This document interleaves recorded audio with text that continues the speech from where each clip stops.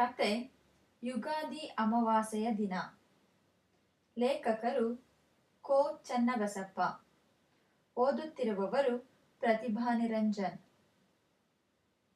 ಅದು ನನ್ನ ಕೈಗೆ ಬಿದ್ದಿದ್ದು ವಿಚಿತ್ರ ಸನ್ನಿವೇಶಗಳಲ್ಲಿ. ಕಲ್ಲು ಸಕ್ಕರೆಯನ್ನು ತರಲೆಂದು ಕಿರಾಣಿ ಅಂಗಡಿಗೆ ಹೋಗಿದ್ದೆ. ಹಳೆಯ ಕಾಗದದ ಗಂಟನ್ನು ಹೊತ್ತುಕೊಂಡು ಒಬ್ಬ ಹುಡುಗ ಬಂದ. ಪೇಪರ್ ಹ್ಯಾಂಗ್ ತಗೊಳ್ತೀರಿ ಶೆಟ್ರೆ ಎಂದು ಕೇಳಿದ. 9 ರೂಪಾಯಿಗೆ ಇಂದು ಮಣ. ಸಾರ ಸಗಟು ತಗೊಳ್ತೀರಾ? ಸಾರ ಸಗಟಾದ್ರೆ 7.5, ದೊಡ್ಡ ದೊಡ್ಡ ಪೇಪರ್ ಆದ್ರೆ 9. ಸಾರ ಸಗಟ್ 8 ರೂಪಾಯಿ ಮಾಡ್ಕೊಳ್ರಿ ಶೆಟ್ರೆ. ಇಲ್ಲ, 7.5 ಜಾಸ್ತಿ ಆಯ್ತು, ಬೇಕಾದ್ರೆ ಕೊಡು, ಸಾಕಾದ್ರೆ ಬಿಡು. ಆ ಹುಡುಗ ಗಂಟನ್ನು ಕೆಳಗಿಳಿಸಿ, ತೂಕ ಮಾಡಿ ಮತ್ತೆ ಎಂದ. ಈ ಪೇಪರ್ ತೂಕ ಮಾಡ್ಕೊಳ್ಳೋ ರಹೀಂ ಎಂದು ಶೆಟ್ಟರು ತಮ್ಮ ಆಳಿಗೆ ಆಜ್ಞೆ ಮಾಡಿದರು. ರಹೀಂ ಆ ರದ್ದಿ ಕಾಗದದ ಗಂಟನ್ನು ಬಿಚ್ಚಿ ಕಾಗದಗಳನ್ನು ಕೂಡಿಟ್ಟುಕೊಂಡ. ಅವುಗಳಲ್ಲೊಂದು ಬೈಂಡ್ ಮಾಡಿದ ಪುಸ್ತಕವನ್ನು ಇತರ ಕಾಗದಗಳಿಂದ ಪ್ರತ್ಯೇಕಿಸಿ, ಇದು ಯಾತಕ್ಕೆ ಬರ್ತೈತೋ, ಇದು ಬೇಡ ಎಂದು ಆ ಪುಸ್ತಕವನ್ನು ಅಸಡ್ಡೆಯಿಂದ ಕಡೆಗೆ ಬಿಸಾಡಿದ. ಅದನ್ನು ನಾನೆತ್ತಿಕೊಂಡು ಮೊದಲ ಹಾಳೆಯನ್ನು ತೆರೆದೆ. ಅನುಭವದ ಸಾರ ಎಂಬ ಹಸ್ತಾಕ್ಷರದ ಶೀರ್ಷಿಕೆ ಕಣ್ಣಿಗೆ ಬಿತ್ತು. ಮತ್ತೊಂದು ಹಾಳೆಯನ್ನು ತಿರುವಿದೆ. ಒಬ್ಬರಿಗೆ ಉಪಕಾರ ಮಾಡಬೇಕೆಂಬ ನಿನ್ನ ಉತ್ಸಾಹದಲ್ಲಿ ಮತ್ತೊಬ್ಬರ ಮನನೊಯ್ಯುವಂತೆ ಮಾಡಬೇಡ. ನಿನ್ನ ಉಪಕಾರದಿಂದ ಅವರಿಗಾಗಬಹುದಾದ ಲಾಭಕ್ಕಿಂತಲೂ ಅಧಿಕತರವಾದ ನಷ್ಟವು ಮನನೊಂದವರಿಗೆ ಆಗುವುದು ಎಂಬ ವಾಕ್ಯ ಕಣ್ಣಿಗೆ ಬಿತ್ತು. ಆ ವಾಕ್ಯವನ್ನೋದಿ ಅದನ್ನು ಬರೆದವನ ಜಾಣ್ಮೆಯನ್ನು ನೋಡಿ ಅಚ್ಚರಿಯಿಂದ ಕುಳಿತುಕೊಂಡೆ. ಎಂಥ ಸತ್ಯ ಅದು! ಒಬ್ಬರ ಮನನೋಯಿಸಿ ಮತ್ತೊಬ್ಬರಿಗೆ ಉಪಕಾರ ಮಾಡುವುದರಲ್ಲಿ ಯಾವ ಜಾಣತನವಿದೆ? ನನ್ನ ಕುತೂಹಲ ಗರಿಗೆದರಿದ ನವಿಲಿನ ಬಾಲದಂತೆ ಅರಳಿತು. ಮತ್ತೆ ಕೆಲವು ಹಾಳೆಗಳನ್ನು ಮಗುಚಿ ಹಾಕಿದೆ. ಇನ್ನೊಂದು ವಾಕ್ಯ ಕಣ್ಣಿಗೆ ಬಿತ್ತು. 100 ಜನ ಕಡು ವೈರಿ ರಾಜಕಾರಣಿಗಳನ್ನು ಒಂದೆಡೆಗೆ ತಂದು ಒಂದುಗೂಡಿಸಿ ಅದ್ಭುತವಾದ ಉಪಯುಕ್ತ ಕಾರ್ಯ ಸಾಧನೆ ಮಾಡಬಹುದು. ಆದರೆ 3 ಜನ ಸಾಹಿತಿಗಳು ಅರೆಗಳಿಗೆ ಕೂಡಿ ಬಾಳಲಾರರು. ನಾಯಿ ಸ್ವಾಮಿ ಭಕ್ತಿಗೆ, ನರಿ ಬುದ್ಧಿವಂತಿಕೆಗೆ, ಕತ್ತೆ ಅವಿವೇಕತನಕ್ಕೆ ಹೆಸರುವಾಸಿಯಾಗಿರುವಂತೆ ಸಾಹಿತಿ ಹೊಟ್ಟೆ ಕಿಚ್ಚಿಗೆ ಗಾದೆಯ ಮಾತಾಗಿದ್ದಾನೆ. ಈ ವಾಕ್ಯವನ್ನೋದಿ ನಾನು ಅದರ ಸತ್ಯದಲ್ಲಿ ಲೀನವಾಗಿ ಹೋದೆ. ನಿಮಗೇನು ಬೇಕು ರಾಯರೇ? ಶೆಟ್ಟರು ಕೇಳಿದರು. ಈ ರದ್ದಿ ಕಾಗದಗಳನ್ನು ತಂದ ಆ ಹುಡುಗ ಎಲ್ಲಿ? ಗೋದಾಮ್ಗೆ ಹೋಗಿದ್ದಾನೆ. ನಿಮಗೇನ್ ಬೇಕು? ಸೇರು ಕಲ್ಲು ಸಕ್ಕರೆ, ಸೇರು ದ್ರಾಕ್ಷಿ, ಸೇರ್ ಗೋಡುಂಬೆ, ಸೇರ್ ಗಸಗಸೆ. ಅದಿಷ್ಟು ಸಾಮಾನುಗಳನ್ನು ತೂಗಿ ಕೊಡುವಷ್ಟರಲ್ಲಿ ಆ ಹುಡುಗ ಬಂದ. ನಾನು ಈ ಪುಸ್ತಕ ತೆಗೆದುಕೊಳ್ಳಲೆ ಎಂದು ಅವನನ್ನು ಕೇಳಿದೆ. ತಗೊಳ್ಳಿ ಸರ್. ಎಷ್ಟು ಕೊಡಲಿ? ಎಷ್ಟಾದ್ರೂ ಕೊಡಿ ಸರ್. 4 ಆಣೆಯನ್ನು ಕೊಟ್ಟೆ. ಅವನಿಗೆ ತುಂಬಾ ಸಂತೋಷವಾಯಿತು. ಅಂಗಡಿಯವರು ಕೆಲಸಕ್ಕೆ ಬಾರದ ಪುಸ್ತಕವೆಂದು ಅಸಡ್ಡೆಯಿಂದ ಬಿಸಾಡಿದ ಅರ್ಧ ಸೇರು ತೂಕವಿಲ್ಲದ ಅಚ್ಚಾಗದ ಆ ಪುಸ್ತಕಕ್ಕೆ 4 ಆಣೆ ಸಿಕ್ಕಿದ್ದರಿಂದ ಅವನಿಗೆ ಒಳಗೆ ಖುಷಿಯಾಯಿತು. ಆ ಹುಡುಗ ಸಂತೋಷದಿಂದ ಹೊರಟು ಹೋದ. ನಾನು ಕಿರಾಣಿ ಅಂಗಡಿಯಿಂದ ಮನೆಗೆ ಬಂದೆ. ಅದೊಂದು ದಿನಚರಿ.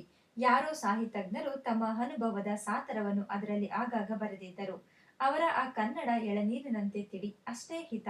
ಅದರಲ್ಲಿ ಸ್ಪಷ್ಟ ಮಾತುಗಳಲ್ಲಿ ಎರಕ ಹೊಯ್ದಿದ್ದರು. ತಾವು ಕಂಡದ್ದನ್ನು ಕಂಡಂತೆ ಬರೆದಿದ್ದರು. ಭಾಷೆಯಲ್ಲಿ ಅಲಂಕಾರವಿಲ್ಲ, ಉತ್ಪ್ರೇಕ್ಷೆ ಇಲ್ಲ. ಅನುಭವಿಸಿ ಅರಿತು ಬರೆದ ಮಾತಾಗಿದ್ದವು. ಕೋಣೆಯ ಬಾಗಿಲನ್ನು ಮುಂದಕ್ಕಿಟ್ಟು ಆ ಪುಸ್ತಕದ ಹಾಳೆಯನ್ನು ತಿರುವಿದೆ. ಚೈತ್ರ ಶುದ್ಧ ಪಾಡ್ಯ. ಇಂದು ನಮ್ಮೂರಿನಲ್ಲಿ ಒಂದು ದೊಡ್ಡ ಸಮಾರಂಭ ಜರುಗಿತು. ಸಾಹಿತ್ಯ ಸಂಘ ಎಂಬ ಒಂದು ಸಂಸ್ಥೆಯನ್ನು ಸ್ಥಾಪಿಸಿದರು. ಕವಿ ಬೇಂದ್ರೆ ಪ್ರಾರಂಭೋತ್ಸವವನ್ನು ನೆರವೇರಿಸುತ್ತಾ ಮುತ್ತಿನಂತ ಮಾತನಾಡಿದರು. ಸಂಸಾರವೆಂಬ ವಿಷವೃಕ್ಷದಲ್ಲಿ 2 ಸಿಹಿ ಫಲಗಳಿವೆ. 1 ಸಜ್ಜನರ ಸಲ್ಲಾಪ, 2 ಸಾಹಿತ್ಯ ರಸಸ್ವಾದನೆ ಎಂಬ ಈ ಮಾತನ್ನು ಸಭೆಯ ಗಮನಕ್ಕೆ ತಂದು ಸಾಹಿತ್ಯ ಸಂಘದ ಅವಶ್ಯಕತೆಯನ್ನು ಕುರಿತು ಅನ್ಯಾದೃಶ್ಯವಾಗಿ ಮಾತನಾಡಿದರು. ಕವಿ ಬೇಂದ್ರೆ 1 ಗಂಟೆ ಮಾತನಾಡಿದರು. ಆ 1 ಗಂಟೆ ಆಡಿದ ಪ್ರತಿಯೊಂದು ಮಾತು ಒಂದೊಂದು ಮಾಣಿಕ್ಯ. ಶೀಘ್ರ ಲಿಪಿಯಲ್ಲಿ ಬರೆದುಕೊಂಡಿದ್ದರೆ ನಾಡಿಗೆ ಉಪಕಾರವಾಗುತ್ತಿತ್ತು. ಬೇಂದ್ರೆ ಹೇಳಿದರು, ಮಾತೇ ಮಾತೆ. ಈ ಮಾತನ್ನು ಮರೆತವರು ಮಾತು ಬಾರದವರು. ಅಂತವರಿಗೆ ದೇವರು ಬಾಯಿ ನಾಲಿಗೆ ಕೊಟ್ಟು ವ್ಯರ್ಥ. ಸರಿಯಾದ ಮಾತನಾಡಬಲ್ಲವನೇ ಮನುಷ್ಯ ಎಂದು ಬೇಕಾದರೂ ಹೇಳಬಹುದು. ಯಾಕೆ? ಮಾತೆಯಾಗಿ ಸರಿಯಾಗಿ ನೋಡಿಕೊಳ್ಳಬೇಕಾಗಿರುವಂತೆಯೇ ಮಾತನ್ನು ಸರಿಯಾಗಿ ಆಡಿ ತೋರಿಸಬೇಕು. ಇಲ್ಲದಿದ್ದರೆ ಕೈಯಲ್ಲಿರುವ ಕತ್ತಿಯಿಂದ ತಾನೇ ಕುತ್ತಿಗೆ ಕತ್ತರಿಸಿಕೊಂಡಂತೆ. ಇಂಥ ಸಾಹಿತ್ಯ ಸಂಘಗಳು ಜೀವನದ ವಿಷವೃಕ್ಷದ 2 ಸಿಹಿ ಫಲಗಳನ್ನು ಒದಗಿಸುವ ಸಾಧನಗಳು. ಈ ಊರಿನಲ್ಲಿರುವ ಸಜ್ಜನರೆಲ್ಲರೂ ಒಂದೆಡೆ ಕೂಡಿ ಸತ್ಸಂಗ ಲಾಭ ಪಡೆಯಬಹುದು. ಸಾಹಿತಿಗಳು ಸಾಹಿತ್ಯ ರಸಸ್ವಾದನೆಗೂ ಸಹಾಯಕವಾಗುವುದು. ಅದರಿಂದ ನಾವು ಮನುಷ್ಯರಾಗಲು ನಾವೆಲ್ಲರೂ ಇನ್ನೂ ಮನುಷ್ಯರಾಗಬೇಕಾಗಿದೆ. ಮಾತೆ ದಾರಿ ತೋರಿಸಲಿ. ಹೀಗೆಯೇ ಇನ್ನೂ ಮಾತನಾಡಿದರು. ಬೇಂದ್ರೆಯವರ ಮಾತು ಕೇಳಿದರೆ ಅವರ ಕಾವ್ಯ ದೊಡ್ಡದೋ, ಅವರೇ ದೊಡ್ಡವರೋ ಎಂದು ಯೋಚಿಸುವಂತಾಯಿತು. ಮತ್ತೆ ಕೆಲವು ಹಾಳೆಗಳನ್ನು ತಿರುವಿದೆ. ಚೈತ್ರ ಶುದ್ಧ ಪೌರ್ಣಿಮೆಯ ಮಿತಿಯ ಕೆಳಗೆ ಹೀಗೆ ಬರೆಯಲಾಗಿತ್ತು: ಇಂದು ಚಿತ್ತ ಪೂರ್ಣಿಮಾ, ಹಂಪೆಯ ವಿರೂಪಾಕ್ಷನ ರಥೋತ್ಸವ. ಇಂದು ನಮ್ಮೂರಿನಲ್ಲಿಯೂ ಒಂದು ಉತ್ಸವ ನಡೆಯಿತು. ಸಾಹಿತ್ಯ ಸಂಘದ ಪ್ರಥಮ ಸಭೆ ಸೇರಿತ್ತು. ಅಧಿಕಾರ ವರ್ಗದ ಆಯ್ಕೆ ನಡೆಯಿತು. ನಮ್ಮೂರ ಸಾಹಿತ್ಯ ಶಿಖಾಮಣಿ ಶ್ರೀ ಅಳಸಿಂಗಾಚಾರ್ಯರನ್ನು ಅಧ್ಯಕ್ಷರನ್ನಾಗಿ ಆರಿಸಿದರು. ಕಾಸು ಇಲ್ಲದ ಕೋಶಕ್ಕೆ ಅಧ್ಯಕ್ಷನಾಗುವುದು ಒಂದು ದೃಷ್ಟಿಯಿಂದ ಸುಲಭ, ಇನ್ನೊಂದು ದೃಷ್ಟಿಯಿಂದ ಕಷ್ಟ. ತರುವಾಯ ಶ್ರೀ ಜೋಳದರಾಶಿ ದೊಡ್ಡನಗೌಡರು ಹರಿಶ್ಚಂದ್ರ ಕಾವ್ಯದಿಂದ ವಿಶ್ವೇಶ್ವರ ಸಾಕ್ಷಾತ್ಕಾರ ಎಂಬ ಭಾಗವನ್ನು ವಾಚನ ಮಾಡಿದರು. ಅವರ ವಾಚನ ಎಂದರೆ ಅಚ್ಚಾದ ಅಕ್ಷರಗಳನ್ನು ಬಾಯಿಂದ ಹೇಳುವುದೆಂದಲ್ಲ, ನಿರ್ಜೀವ ವೀಣೆ ತಂತಿಗಳನ್ನು ಶ್ರೇಷ್ಠ ವೈಣಿಕ ಸಜೀವಗೊಳಿಸಿ ಮಾತನಾಡಿಸುವ ಗಾರಡಿ ವಿದ್ಯೆ ಅವರ ಓದು. ನಿಮಗೆ ಭಾಷೆ ಒಂದಕ್ಷರವೂ ತಿಳಿಯದಿದ್ದರೂ ಅವರ ವಾಚನ ಕೇಳಿದರೆ ಕಾವ್ಯದ ಹೃದಯವೇ ನಿಮ್ಮ ಮುಂದೆ ತೆರೆದಿಟ್ಟ ವೈಯಾಗುವುದು. ಆ ಗೌಡರ ವಾಚನ ಕೇಳಿದ ಮೇಲೆ ನನಗೆ ಅನ್ನಿಸಿತು, ಸಾಹಿತ್ಯ ಸಂಘ ಕೃತಕೃತ್ಯವಾಯಿತು ಎಂದು. ಸಭೆಗೆ ಬಂದವರೆಲ್ಲ ಅದೇ ಅಭಿಪ್ರಾಯಪಟ್ಟರು. ಮನೆ ಕಟ್ಟುವಾಗ ಭಾರವಾದ ತೊಲೆಯನ್ನು ಮೇಲೆತ್ತಲು 4 ಜನ ಒಂದಾಗಿ ಕೈಕೊಟ್ಟು ಕೆಲಸ ಮಾಡುತ್ತಾರೆ. ಸಾಮೂಹಿಕ ಶ್ರಮದಿಂದಲೇ ಹಿಂದೆ ನಮ್ಮವರು ಹಂಪೆ ವಿರೂಪಾಕ್ಷನ ದೇವಾಲಯ ಗೋಪುರವನ್ನೂ ಕಟ್ಟಿದರು.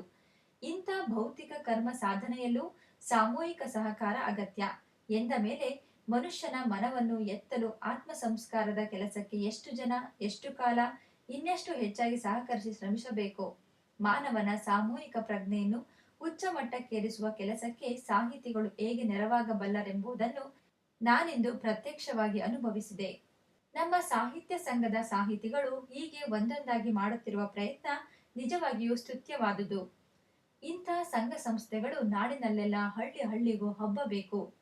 ಈ ಮಾತನ್ನು ಓದಿ ಮುಗಿಸಿದಾಗ ನನಗೊಂದು ವಿಚಿತ್ರ ವಿರೋಧಾಭಾಸವೆನಿಸಿತು.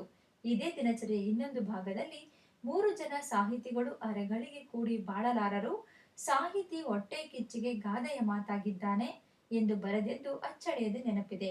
ಆದರೆ ಇಲ್ಲಿ ಬರೆಯುತ್ತಿರುವುದೇನು? ಇಂಥ ತದ್ವಿರುದ್ಧ ಅಭಿಪ್ರಾಯಗಳನ್ನು ಬರೆದಾತನು ಒಬ್ಬಾತನೇ ಇರಬಹುದೇ? ಹಸ್ತಾಕ್ಷರಗಳನ್ನು ಹೋಲಿಸಿ ನೋಡಿದೆ, ಎರಡೂ ಒಂದೇ.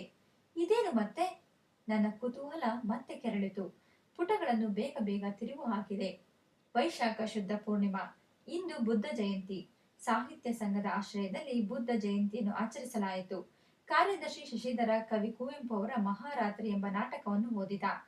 ಗೌತಮ ರಾಜ್ಯ ಪರಿತ್ಯಾಗ ಮಾಡುವ ಆ ದಿನ ಎಂಥ ಹೃದಯ ವೇದನೆಯನ್ನು ಅನುಭವಿಸಿದ ಎಂಬುದನ್ನು ಶಶಿಧರ ಅನುಭವಿಸಿ ಅಭಿನಯಿಸಿ ಪೂರ್ಣವಾಗಿ ಓದಿದ. ಇಲ್ಲ, ಇನ್ನಿಲ್ಲಿ ಇರಲಾರೆ, ಎದೆಯ ಕರೆಯನ್ನು ಕೇಳಿಯೂ ಸುಮ್ಮನಿರಲಾರೆ, ಆತ್ಮದ ಮಂತ್ರಣವನೋದಿಯೂ ಭೋಗಾಭಿಲಾಷೆಯಿಂದಿನ್ನೂ ನಾನಿರಲಾರೆ ಎಂಬ ಭಾಗವನ್ನು ಓದುವಾಗ ಎಂಥ ಹೃದಯ ಕಾತರ, ಎಂಥ ತ್ಯಾಗ ಬುದ್ಧಿ! ಸಹೃದಯನಾದವನು ಕಾವ್ಯವನ್ನು ಹೇಗೆ ಜೀವಂತಗೊಳಿಸಬಲ್ಲ ಎಂಬುದಕ್ಕೆ ಶಶಿಧರನ ಓದು ಪ್ರತ್ಯಕ್ಷ ಸಾಕ್ಷಿಯಾಯಿತು. ಕಾವ್ಯ ವಾಚನದಲ್ಲಿ ತೊಡಗಿದ್ದಾಗಲೇ ಶಶಿಧರನಿಗೊಂದು ತಂತಿ ಬಂತು. ಅದನ್ನು ನಾನೇ ತೆಗೆದುಕೊಂಡು ತಂತಿ ಜವಾನನನ್ನು ವಾಪಸ್ ಕಳಿಸಿದೆ. ಶಶಿಧರನ ಕೈಗೆ ಅದನ್ನು ಕೊಟ್ಟೆ. ಅವನು ಅದನ್ನು ತೆಗೆದುಕೊಂಡು ಮೇಜಿನ ಮೇಲಿಟ್ಟು ಅದರ ಮೇಲೆ ಗಡಿಯಾರವನ್ನಿಟ್ಟ. ತನ್ನ ಓದನ್ನು ಮುಂದುವರೆಸಿದ. ನಾಟಕ ಮುಗಿಯುವವರೆಗೂ ಲಕೋಟೆಯನ್ನು ಬಿಚ್ಚಿ ನೋಡಲೇ ಇಲ್ಲ. ಸಭೆಯ ಕಾರ್ಯಕ್ರಮ ಮುಕ್ತಾಯವಾಯಿತು. ವಂದನಾರ್ಪಣೆ ಇನ್ನಾರಾದರೂ ಮಾಡಲು ಅಧ್ಯಕ್ಷರು ಕಾರ್ಯದರ್ಶಿ ಶಶಿಧರನನ್ನು ಕರೆದರು. ಶಶಿಧರ, ನಾನೀಗ ಮಾತನಾಡುವ ಸ್ಥಿತಿಯಲ್ಲಿಲ್ಲ, ದಯವಿಟ್ಟು ಮತ್ತೆ ಇನ್ನಾರಾದರೂ ಮಾಡಲಿ ಎಂದು ಭಿನ್ನವಿಸಿಕೊಂಡ. ಕಾವ್ಯ ವಾಚನದ ಪರಿಣಾಮದಿಂದ ಅವನಿನ್ನು ಮುಕ್ತನಾಗಿರಲಿಲ್ಲ. ಅಧ್ಯಕ್ಷರು ಶೇಷಯ್ಯನನ್ನು ಕರೆದರು. ಶೇಷಯ್ಯ ಸಂಘದ ಜಂಟಿ ಕಾರ್ಯದರ್ಶಿ, ತುಂಬಾ ರಸಿಕ, 4 ಪುಸ್ತಕಗಳನ್ನು ಬರೆದು ಸ್ವಲ್ಪ ಮಟ್ಟಿಗೆ ಖ್ಯಾತಿಯನ್ನು ಪಡೆದಿದ್ದ. ಅವನ ಗೆಳೆಯರು ಅವನನ್ನು ಶೇಷಿ ಎಂಬ ಅಡ್ಡ ಹೆಸರಿನಿಂದ ಕರೆಯುತ್ತಿದ್ದರು. ಶೇಷಿ ವಂದನಾರ್ಪಣೆ ಮಾಡುತ್ತಿದ್ದ. ನಾನು ಶ್ರೀಧರನನ್ನು, ಟೆಲಿಗ್ರಾಮ್ ನೋಡಿಕೊಂಡೆಯಾ? ನೋಡಿಕೊಂಡೆ. ಅಪ್ರಿಯ ಸುದ್ದಿ ಏನೂ ಇಲ್ಲವಷ್ಟೇ. ಶಶಿಧರ ನನ್ನ ಕೈಗೆ ತಂತಿಯನ್ನು ಕೊಟ್ಟ. ನವದೆಹಲಿಯಿಂದ ಬಂದಿತ್ತು ಆ ತಂತಿ. ಸಾಹಿತ್ಯ ಅಕಾಡೆಮಿಯವರು ಅವನದೊಂದು ಪುಸ್ತಕಕ್ಕೆ 1,000 ರೂಪಾಯಿಗಳ ಬಹುಮಾನ ಕೊಟ್ಟಿದ್ದರು. ಓ, ಕಂಗ್ರ್ಯಾಚುಲೇಷನ್ಸ್ ಎಂದು ನಾನು ಶಶಿಧರನ ಬೆನ್ನು ತಟ್ಟಿದೆ. ಅವನನ್ನು ಅಪ್ಪಿಕೊಂಡೆ. ಶಶಿಧರ ಯಾವ ಪ್ರತಿಕ್ರಿಯೆಯನ್ನು ತೋರಿಸದೆ ಸುಮ್ಮನೆ ಥ್ಯಾಂಕ್ ಯು ಎಂದ. ಶೇಷಯ್ಯ ವಂದನಾರ್ಪಣೆ ಮಾಡುತ್ತಿದ್ದ. ಇಂದಿನ ಕಾರ್ಯಕ್ರಮಕ್ಕೆಲ್ಲ ಕಲಶದೋಪಾದಿಯಲ್ಲಿದ್ದ ಮಹಾರಾತ್ರಿ ನಾಟಕ ವಾಚನವನ್ನು ನಾವು ಮರೆಯುವಂತಿಲ್ಲ. ನಮ್ಮ ಕಾರ್ಯದರ್ಶಿ ಶಶಿಧರ ಆ ನಾಟಕವನ್ನು ಓದಿದ ರೀತಿ ನಿಜವಾಗಿಯೂ ವರ್ಣನಾತೀತ. ಆ ವಾಚನದ ನಂತರ ನಾವು ಯಾರೂ ಮಾತನಾಡದೆ ಸುಮ್ಮನೆ ಎದ್ದು ಹೋಗಬೇಕಾಗಿತ್ತು. ಆದರೂ ಈ ವಂದನಾರ್ಪಣೆ ಎಂಬ ಒಣ ಸಂಪ್ರದಾಯಕ್ಕೆ ಕಟ್ಟು ಬಿದ್ದು ಮಾತನಾಡಬೇಕಾಗಿದೆ. ಶಶಿಧರ ನಮ್ಮೆಲ್ಲರಿಗೂ ಗೌತಮನ ಮಹಾರಾತ್ರಿಯನ್ನು ಕಣ್ಣು ಮುಂದೆ ಕಟ್ಟಿದ್ದಾನೆ. ಅವರಿಗೆ ಕೃತಜ್ಞತೆಗಳು. ನಾನು ಶಶಿಧರನಿಗೆ ಬಂದ ತಂತಿಯನ್ನು ಶೇಷೆಯ ಕೈಗೆ ಕೊಟ್ಟು, ಇದನ್ನು ಸಭಿಕರಿಗೆ ತಿಳಿಸಿ ಶಶಿಧರನನ್ನು ಅಭಿನಂದಿಸು ಎಂದೆ. ಶೇಷಯ್ಯ ತಂತಿಯನ್ನು ಓದಿಕೊಂಡ. ಆದರೆ ಅವನ ಪ್ರತಿಕ್ರಿಯೆ ವಿಚಿತ್ರವಾಗಿತ್ತು.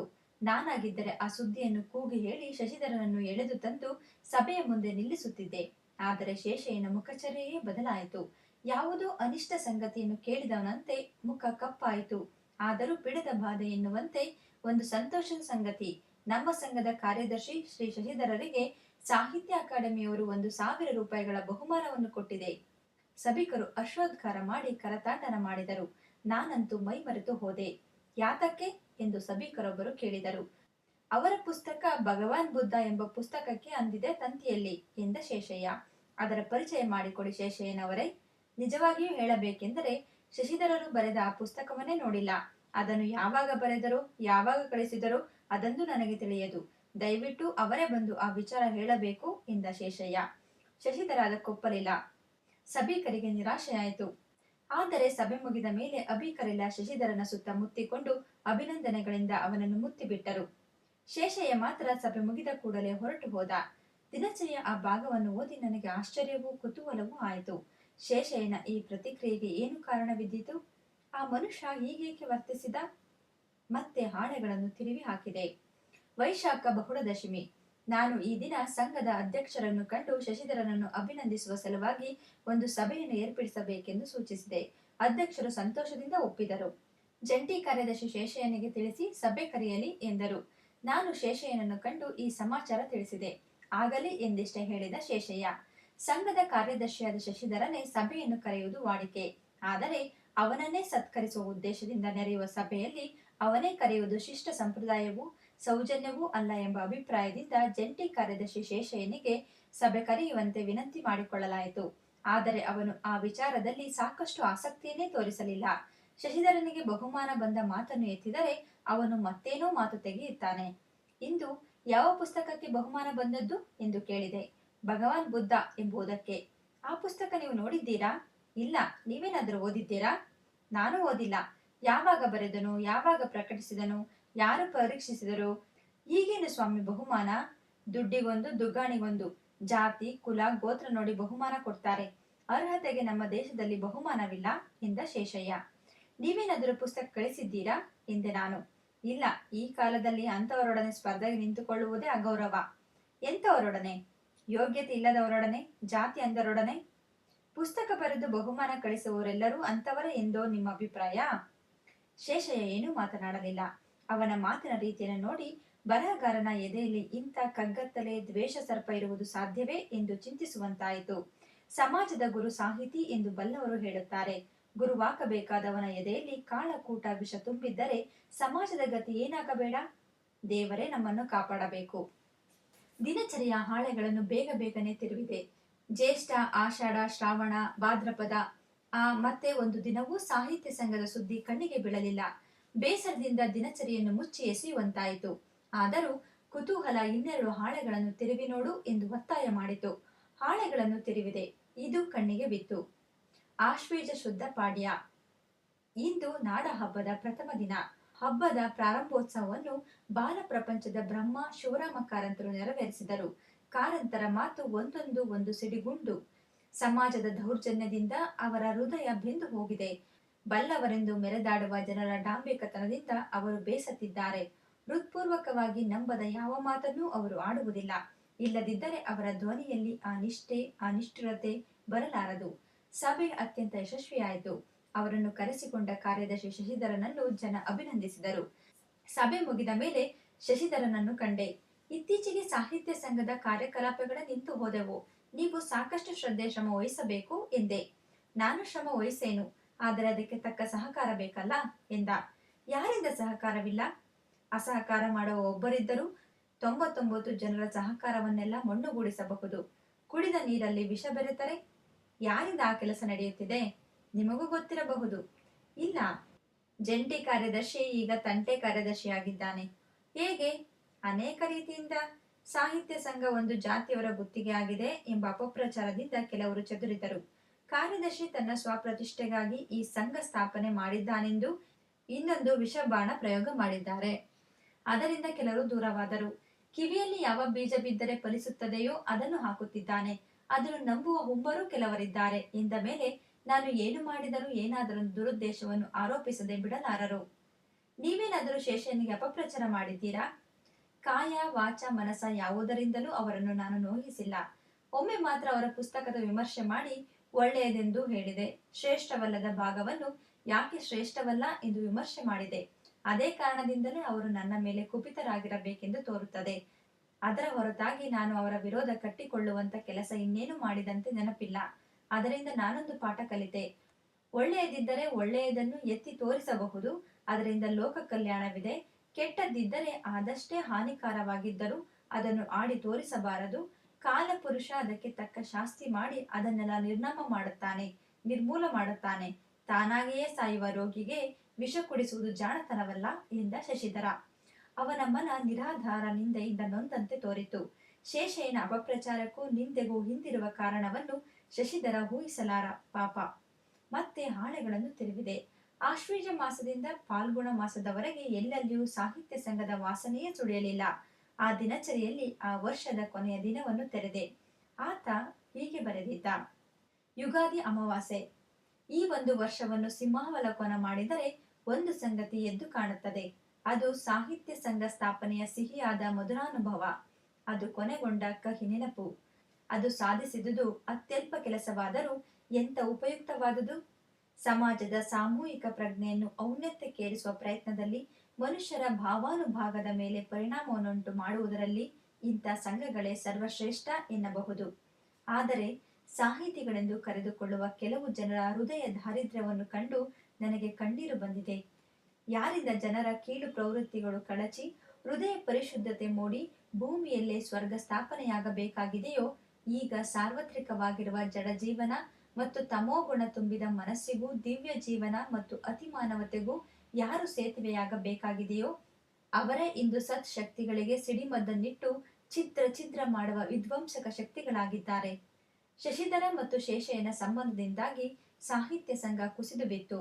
ಶಶಿಧರನ ಪುಸ್ತಕಕ್ಕೆ ಬಹುಮಾನ ಬಂತೆಂಬ ಸುದ್ದಿ ಬಂದ ನಿಮಿಷದಿಂದ ಶೇಷಯ್ಯನ ಹೊಟ್ಟೆಯ ಕಿಚ್ಚು ಬೇಸಿಗೆ ಬಿಸಿಲಿನಂತೆ ಏರತೊಡಗಿತು. ಅವನು ಎಷ್ಟೆಷ್ಟು ಅಸೂಯೆ ಪಟ್ಟರೂ ಶಶಿಧರನು ಏಳಿಗೆ ಅಷ್ಟಷ್ಟು ಏರಿತು. 4 ಜನರಿಗೆ ಬೇಕಾದವನಾದ. ಕೀರ್ತಿ ಗೌರವಗಳೂ ಹೆಚ್ಚಿದವು. ಇದನ್ನೆಲ್ಲ ನೋಡಿ ಸಹಿಸಲಾರದೆ ಶೇಷಯ್ಯ ಮೊದಮೊದಲು ಬಾಯಿ ಮಾತಿನಲ್ಲಿ ಅಪಪ್ರಚಾರ ನಡೆಸಿದ.